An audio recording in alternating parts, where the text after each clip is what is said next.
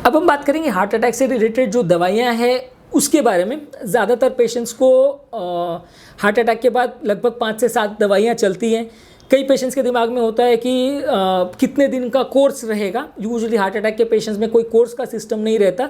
ज़्यादातर पेशेंट्स को दवाइयाँ जो भी है वो लाइफ टाइम चलती हैं। शुरुआत के 1 आध साल थोड़ी ज़्यादा दवाइयाँ रहती हैं, उसके बाद धीरे धीरे करके दवाइयों को हम कम कर देते हैं।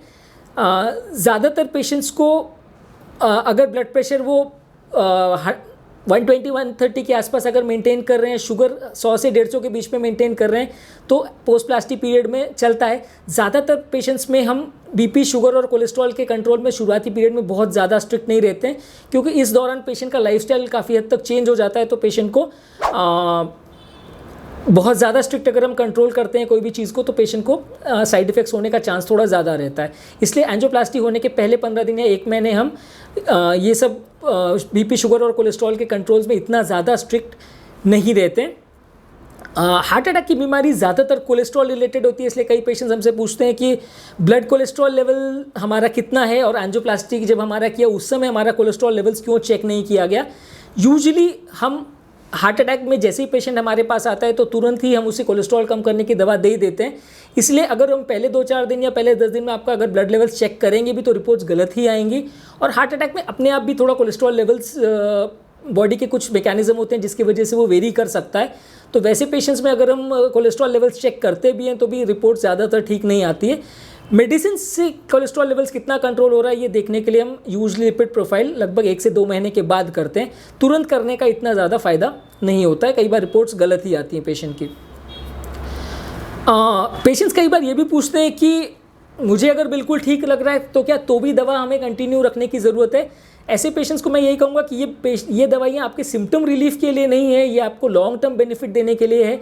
ये आपका हार्ट अटैक की वजह से जान जाने का जो रिस्क है उसको कम करने के लिए है, आपका पंप फंक्शन सुधारने के लिए है। आपको अच्छा लगे या ख़राब लगे ये दवा उसके लिए नहीं दी गई है, आपको लॉन्ग टर्म कॉम्प्लिकेशंस कम हो इसके लिए ये दवा आपको दी जाती है। तो अगर आपको अच्छा भी लग रहा है तो भी आपको ये दवा को कंटिन्यू ही रखना है।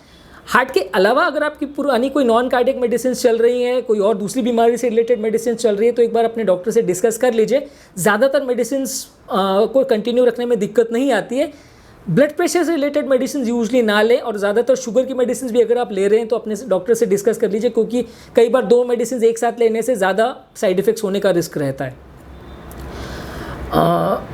छोटी मोटी प्रॉब्लम्स जैसे कि खांसी, बुखार, जुकाम का अगर एंजियोप्लास्टी पेशेंट्स को होता है तो वो उसके लिए दवाइयाँ ले सकते हैं, पर यूजली पेन किलर दवाइयाँ और ऐसी दवाइयाँ जिससे हार्ट की दवाइयों में थोड़ा सा इंट्रैक्शन हो वैसी दवाओं को अवॉइड करना चाहिए। अदरवाइज ज़्यादातर दवाइयाँ लेने में कोई पेशेंट को साइड इफ़ेक्ट्स नहीं होता और वो अपने लोकल प्रैक्टिशनर को दिखा के दवाइयाँ ले सकते हैं। कई बार पेशेंट्स हमसे ये सवाल पूछते हैं कि हम जेनरिक दवाई वगैरह ले सकते हैं कि नहीं। यूजली हार्ट अटैक के बाद पहले 1 साल तक एटलीस्ट हम पेशेंट्स को जेनरिक दवाइयाँ लेने के लिए मना करते हैं, क्योंकि ये दवाइयाँ हालांकि सस्ती आती हैं लेकिन कभी कभार इसमें क्वालिटी इश्यूज़ हो सकते हैं, और हार्ट अटैक के पेशेंट में अगर ये दवाइयाँ प्रॉपर काम ना करें या प्रॉपर असर ना करें तो सिग्निफिकेंट साइड इफेक्ट्स हो सकते हैं, जिससे जान का खतरा भी हो सकता है। तो अगर कॉस्ट इश्यूज़ भी हैं तो भी हम पेशेंट्स को एटलीस्ट रिकमेंड करते हैं कि पहले 1 साल तक रेगुलर दवाइयाँ ही लें, उसके बाद जब कंपेरेटिवली रिस्क कम हो जाए तो वो जेनरिक दवाइयाँ चूज़ कर सकते हैं अगर उनको कॉस्ट का इश्यूज़ है। पर हार्ट पेशेंट्स में कई बार कंडीशन सडनली बिगड़ सकती है और पेशेंट को वापस रिकवर करने का टाइम ना मिले, ऐसा हो सकता है। इसलिए कार्डियक पेशेंट में एटलीस्ट हम जो सबसे इंपॉर्टेंट दवाइयाँ होती है वो जेनरिक ना लें, ऐसा पेशेंट को सलाह देते हैं। कई पेशेंट को ये प्रॉब्लम आती है कि आपने जो दवाइयाँ लिखी है वो मेरे घर के आसपास नहीं मिल रही है, दूसरे ब्रांड की दवा मिल रही है। तो इस तरह की दवाइयाँ पेशेंट ले सकता है, एज लॉन्ग एज दवा का कंटेंट सेम है, ब्रांड अगर डिफरेंट है तो कोई फ़र्क नहीं पड़ेगा, उससे आप दवाइयाँ ले सकते हैं। बस ये आपको दुकानदार से कंफर्म करना ज़रूरी है कि ये दवा सही है कि गलत है। हार्ट अटैक के बाद हम पेशेंट्स को पहले कुछ महीनों के लिए खून पतला करने की स्ट्रॉन्ग दवाइयाँ देते हैं। ये दवाइयाँ देने से थोड़ा सा ब्लीडिंग रिस्क रहता है। ये दवाई हम इसलिए देते हैं क्योंकि हार्ट अटैक के बाद स्टेंट में क्लॉटिंग होने का 2-4% चांस रहता है। ज़्यादातर ये जो भी रिस्क होता है पहले 4-6 महीने के अंदर ही होता है। तो इस पीरियड को कवर करने के लिए हम पेशेंट को खून पतला करने की दवाइयाँ थोड़ी स्ट्रॉन्ग देते हैं। उसके बाद हम इन दवाइयों का डोज धीरे धीरे करके कम कर देते हैं। तो अगर इस दौरान पेशेंट को कोई सिग्निफिकेंट साइड इफेक्ट्स हो रहे हैं या उसको ब्लीडिंग का कुछ प्रॉब्लम हो रहा है तो उसे अपने डॉक्टर को रिपोर्ट करना चाहिए। वैसे केसेस में हम दवाओं का डोज को कम कर सकते हैं। एंजियोप्लास्टी के बाद कई लोग जो कार्डियोलॉजिस्ट ने दवा लिखी है उसको दूसरे डॉक्टर से भी डिस्कस करते हैं, जिसे हम कॉमन भाषा में डॉक्टर शॉपिंग कहते हैं। लोग अलग अलग डॉक्टर्स के पास जाते हैं, अलग अलग लोगों से डिस्कस करते हैं अपनी प्रॉब्लम्स और अलग अलग दवाइयाँ लिखवाते हैं। इससे प्रॉब्लम ये होती है कि हर डॉक्टर का चॉइस ऑफ मेडिसिन अलग अलग हो सकता है, हर डॉक्टर अपने तरह से दवाइयाँ लिखता है।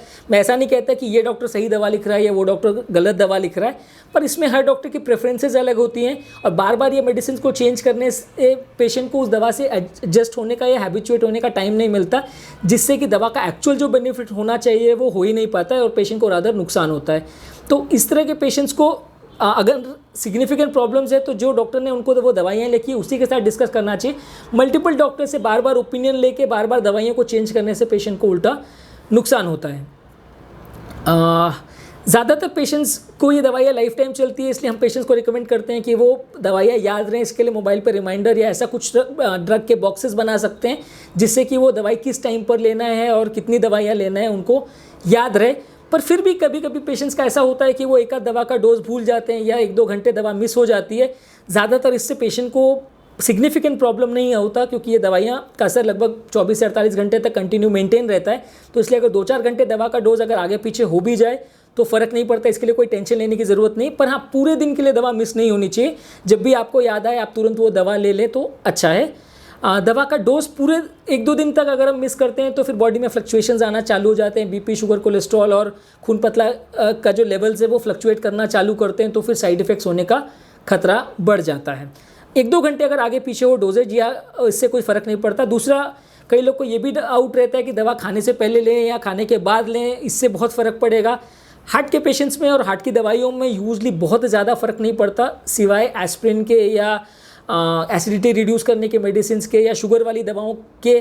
ज़्यादातर मेडिसिन अगर खाने से पहले या ले या बाद में ले या खाने के साथ में ले तो बहुत ज़्यादा फ़र्क नहीं पड़ता। इसके लिए इतना टेंशन लेने की ज़रूरत नहीं है। अपने आप से अपनी दवाइयों को कम या बंद नहीं करना है, अपने आप से कोई अपने ड्रग रेजिमेंट चेंज नहीं करना है। कुछ लोग अपने आप से दवाओं को अल्टरनेट डे लेना चालू कर देते हैं। इस तरह की चीज़ें नहीं करनी है, क्योंकि इससे बॉडी में बहुत ज़्यादा फ्लक्चुएशंस होते हैं और जो एक्चुअल बेनिफिट हम चाहते हैं वो पेशेंट्स को नहीं मिल पाता।